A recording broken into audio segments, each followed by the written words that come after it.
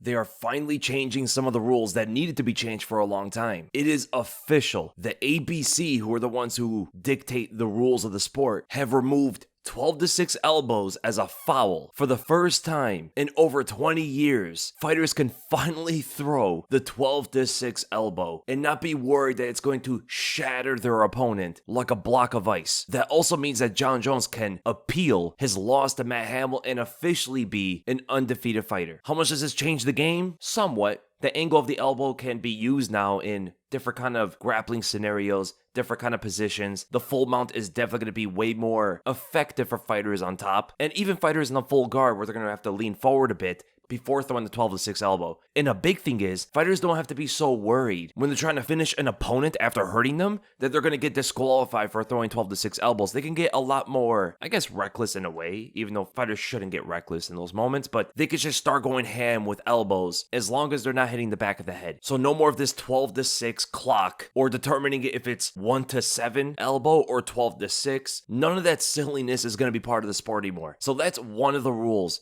that they are changing now, or they have changed. It's not changing, it's actually done. And the rule is going to go into effect on October 1st of 2024. The second rule, and probably even bigger than the 12-6, is the definition of a grounded opponent. This is what it says. Kneeing and or kicking the head of a grounded opponent. A fighter shall be considered grounded and may not be legally kneed or kicked to the head when any part of their body other than their hands or feet is in contact with the canvas. That is huge. So a fighter can have both hands on the ground, both feet on the ground, and can be kicked or kneed now. No more of this playing the game, I'm reaching down, now I'm not reaching down. I'm reaching down, now I'm not reaching down. You can't kick me, now you can kick me. Silliness that was part of the sport for so long. It used to be so infuriating to see a fighter shoot a takedown, it getting defended, they're in a bowing or sprawling position now, and they're just squirming back and forth, trying to grab at the opponent's legs, and they can't even get kicked or kneed or anything. It was so annoying to see that from grapplers. And they would do that on purpose because they knew that the rules were helping them in that position. But we all know in a real fight, they would never do that stuff. That's why I always wanted grounded knees and grounded kicks. But what the old rules did was it allowed fighters to spam takedowns, grab at the legs,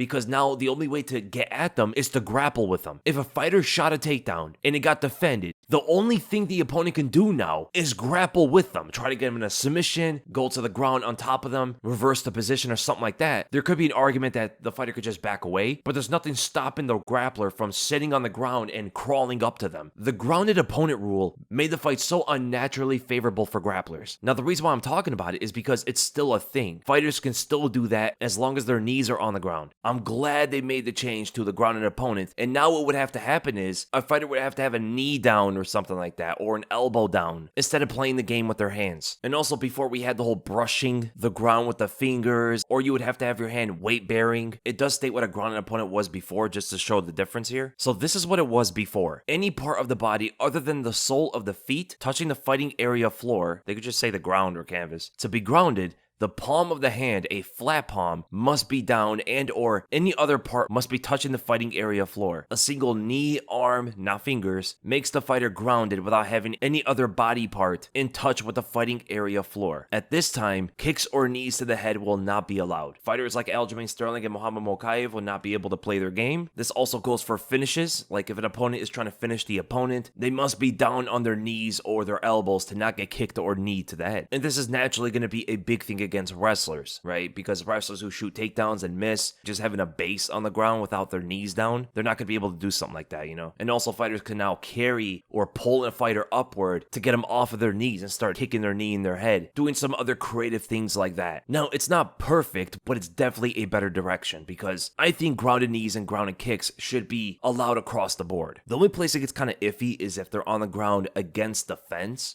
because they have really nowhere to go. It's very hard to avoid a stomp in that kind of position, you know? Because we don't have grounded knees and grounded kicks across the board, it still means fighters can play the game a bit. Like, I know we joke about Aljamain Sterling now being completely compromised in his fighting style. It's not necessarily true. What he did to Henry Cejudo, he can still do, right? Because he was on his knees when he was playing the grounded opponent thing, and he can still do that even with the rule change. But the reason why I think that grounded knees should be allowed at any part of the fight is because it's such a natural advantage over someone who wants to be on the ground like that, you know? Having an advantage to be on the ground is such a unnatural position. If you're in that bowing position on the ground, there's no reason that you should have an advantage over your opponent. That makes no sense. And I could understand that soccer kicks are dangerous and stuff like that, but there's a reason why they have the position to throw a soccer kick. They did something right to be in that dominant position. Either the wrestler shot a takedown and missed, you know, he didn't get the opponent to the ground. That's a big thing for the guy who defended it. Huge for them, because we know how big wrestling and takedowns are to win a fight. It's only natural that when a wrestler doesn't succeed with their takedowns, that the opponent can soccer kick them for it, you know? But again, these rule changes are going to be effective in October 1st of 2024. Now, what does this mean about the states? Because we know that some states, they adopt the new rules and they don't. Well, I think it's still up to the individual states on what they want to do. If they want to go with the new unified MMA rules or not. And if that's how it is, we can kind of guess which states are going to go with it and which states are not. For an example, the states that haven't gone with the new scoring rules and they score it like they did back then, they're probably not going to adopt the new rules. They just like outdated MMA rules. I don't know why they don't just all adopt the new scoring system, the new rules for 12 to 6 elbows and grounded opponents and all that stuff. And hopefully they make more changes to especially fix the scoring. It's super important. There's too many fighters that are getting robbed. Like, some stuff they could do is a change to the 10-point must system. That would be such a big change though. I don't know if they would do that. It would completely alter the way that we see fights.